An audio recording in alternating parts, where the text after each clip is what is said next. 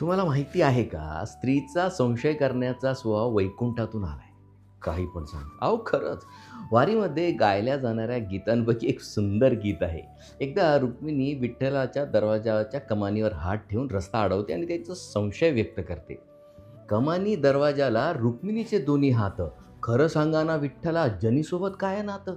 अहो, खरं सांगा, तुमचं आणि जनाबाईचं काय नातं आहे? नेहमीप्रमाणे पती अशा प्रश्नांचं उत्तर टाळतात. विठ्ठल रुक्मिणी म्हणतात, जाऊ दे. विठ्ठल म्हणे रुक्मिणीला, अंघोळीला टाक पाणी. मी नाही टाकत पाणी, जनी तुमची पट्टराणी. तुमच्या पट्टराणीला सांगा पाणी द्यायला. अच्छा अच्छा, जाऊ दे, नको मला पाणी. विठ्ठल म्हणे रुक्मिणीला, जेवायला वाढ ताट.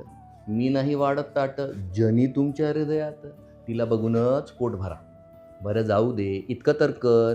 रुक्मिणी म्हणते, आता काय? विठ्ठल म्हणे रुक्मिणीला, पानाचा काढ विडा. मी नाही काढत विडा, हा जनीचा नाद सोडा. रुक्मिणी ठाम आहे, एकतर ती नाहीतर मी. शेवटी विठ्ठलाला राहवलं जात नाही आणि ते रुक्मिणीला म्हणतात. विठ्ठल म्हणे रुक्मिणीला, नको लावू असं पाप. जनी आहे आपली लेक, आपण तिचे मायबाप.